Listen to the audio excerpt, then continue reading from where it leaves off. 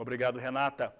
Olha, por aqui falamos agora de feijão, vamos falar sobre a criação da Alcip, agora com o IBRAF, mas vamos começar falando sobre oferta e demanda, que isso tem influenciado diretamente a sociedade de uma maneira geral, e é por isso que eu converso agora com Marcelo Líders, que participa conosco ao vivo aqui do Agricultura BR, no canal do Boi, pela internet. Marcelo, obrigado pela participação mais uma vez aqui conosco.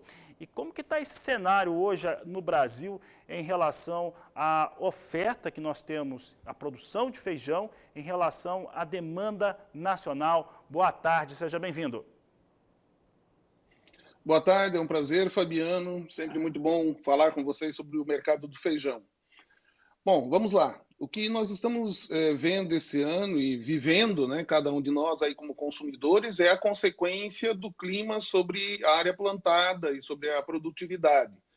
Então, nós deveríamos, e era a expectativa da Conab, a expectativa nossa lá no início do ano, é que nós alcançássemos alguma coisa próxima a 3,2 milhões de toneladas. Bom, pelos vários motivos que nós acompanhamos, as questões de clima principalmente, ao longo do ano também alguma redução por conta de áreas, por conta dos preços da soja e do milho bastante atraentes, e nós acabamos aí chegando ao final do ano com alguma coisa ao redor de 2,9 milhões de toneladas. Particularmente, nós acreditamos que esse número vai ficar abaixo disso ainda. Então, isso significa que, de agora até o final do ano, até o início do ano, eu diria, nós vamos passar um período bastante apertado na oferta, porque o período de pico de oferta, pico de safra, da terceira safra, dessa que é colhida sob irrigação, a maior parte, já passou. Nós temos aí cerca de 20% para ser colhido ainda durante o mês de setembro, alguma coisinha em outubro, e é esse o produto que nós temos para alcançar até o final do ano. E em feijão carioca, nós sabemos não é suficiente, não tem de onde trazer. No caso do feijão preto, alguma coisa vem da Argentina. Líderes, falando a respeito dessa oferta que você acabou de destacar, eu lembro que os quadros da Conab, anualmente, ou a cada safra, ela mostra um cenário bastante ajustado, né, de 3 milhões e 200 mil toneladas de produção, 3 milhões e 150 mil, e uma demanda, um consumo interno no Brasil muito parecido com esse. Os estoques nacionais hoje, eles estão adequados para atender a essa demanda? Porque o primeiro efeito, quando você tem aí uma oferta menor, automaticamente é um preço maior dentro do mercado onde está sendo trabalhado, Marcelo. Exatamente. Nós entendemos que hoje, infelizmente, já existem casos, né, a gente tem visto aí de déficit alimentar das pessoas, déficit calórico pelo menos, né? Existem pessoas que estão sofrendo já com os preços mais altos dos alimentos. Isso é preocupante, a gente vê no Ministério da Agricultura uma grande preocupação com isso, buscando formas de estimular a produção, por exemplo, de feijão.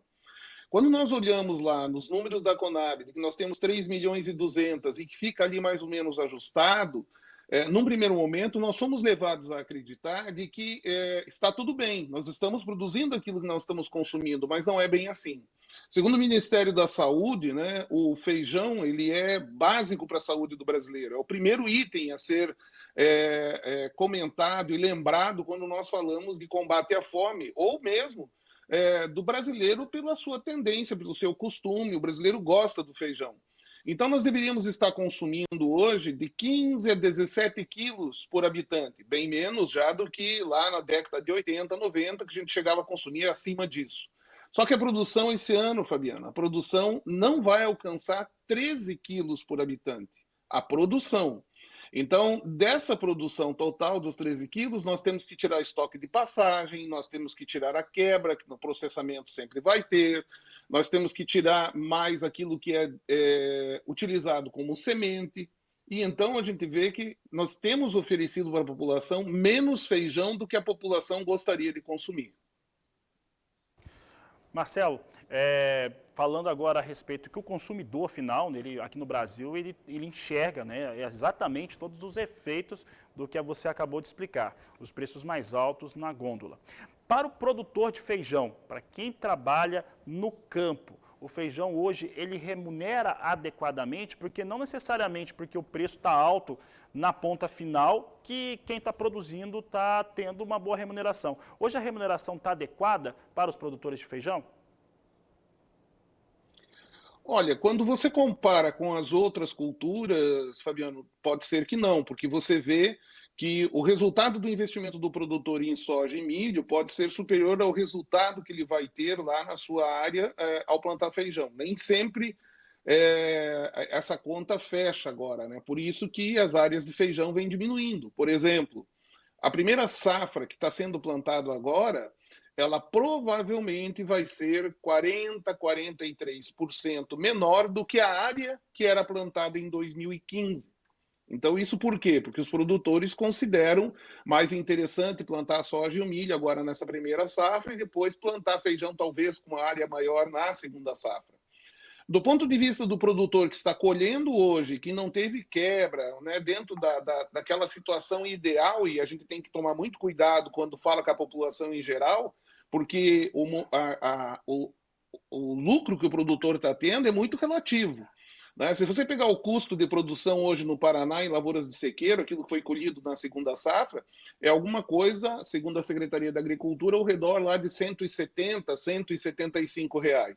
E a quanto que esses produtores venderam feijão preto e feijão carioca? 260, 270, R$ 280.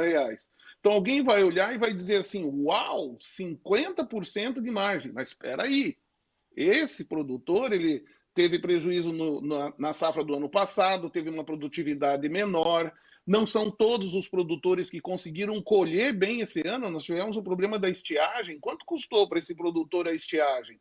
Então, quando nós vemos o custo de produção, nós estamos isolando o custo para produzir, para plantar aquela lavoura lá. Né? Mas não o custo daquele produtor, da atividade dele ao longo dos últimos 2, 3, 4, 5 anos. Então, hoje, na conta, realmente aparece aí uma linha azul no final, se você toma só o custo de produção. Tá certo, Marcelo. Marcelo, e o IBRAF, ele teve algumas mudanças importantes e que fazem com que se amplie a sua ação e principalmente o impacto que ele vai ter não só com produtores, mas com a sociedade de uma maneira geral. Agora é uma OCIP. O que isso representa para o Instituto? Bom, nós como Instituto, nós vínhamos já defendendo há bastante tempo que feijão uma causa social, porque você pega de produtor bem pequenininho, que planta para sobreviver, até os produtores que plantam de forma extensiva, milhares e milhares de hectares, né? Você tem, que seria o produtor empresarial, você tem consumidor, só muda, às vezes muda a quantidade de vezes que a pessoa consome por semana, mas todas as classes sociais consomem feijão. E ele tem a ver com a saúde nossa, né, do brasileiro. Não é algo assim, uma mercadoria, uma opção, pode comer outra coisa e tal. Não, feijão é insubstituível no Brasil. Por isso, nós solicitamos há algum tempo, passamos por todo o processo de avaliação até recebermos a carta do Ministério da Justiça, admitindo o IBRAF como primeira entidade voltada totalmente para o feijão. E o que significa isso? Significa que nós vamos poder apresentar projetos para a área pública e para os privados, para as empresas que têm lucro real. Nós temos condições de receber doações e essas doações vão ser aplicadas nos projetos, desde a produção até projetos que estimulam o consumo, porque também não adianta a gente dizer lá para o produtor, ó, plante mais feijão, que você vai ganhar dinheiro e nós precisamos, o Brasil precisa. Nós temos que entender que ele tem que ter a perspectiva do lucro lá. E como é que vem isso? Diversificando variedades. Como é que você faz isso? Trabalhando a pesquisa que a gente trabalhou em incentivo nos últimos 10 anos. E a partir de agora, um trabalho muito forte, muito focado em dar vazão a isso, para que o produtor possa tranquilamente ter excedentes que vão ser exportados ou vão ser consumidos dentro do Brasil. Então, a condição de receber voluntários fazendo trabalhos que são necessários, por exemplo, qual é o feijão que está sendo consumido aí na sua cidade pelas crianças nas escolas? Nós precisamos de voluntários para fazer esse tipo de trabalho. Vamos lá checar. vai lá como um delegado do IBRAF checar a qualidade do feijão que está chegando para as crianças.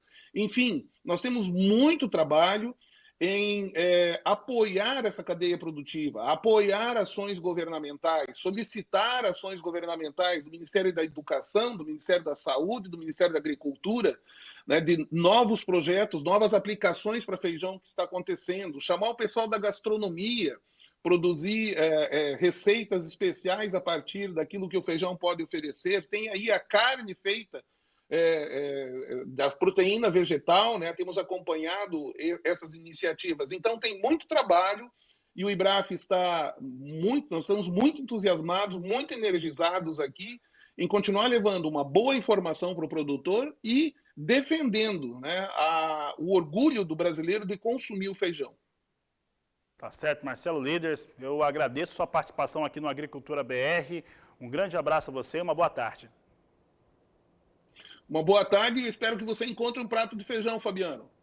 E é já já, daqui a pouquinho. Obrigado pela participação, um bom final de semana a você, Marcelo Líderes. Olha, situação realmente importante, essa mudança ela é relevante para a cadeia produtiva do feijão no Brasil e principalmente, né, para o consumo interno, né? Quando fala cadeia produtiva, está o consumidor final ali e isso é muito relevante para os brasileiros.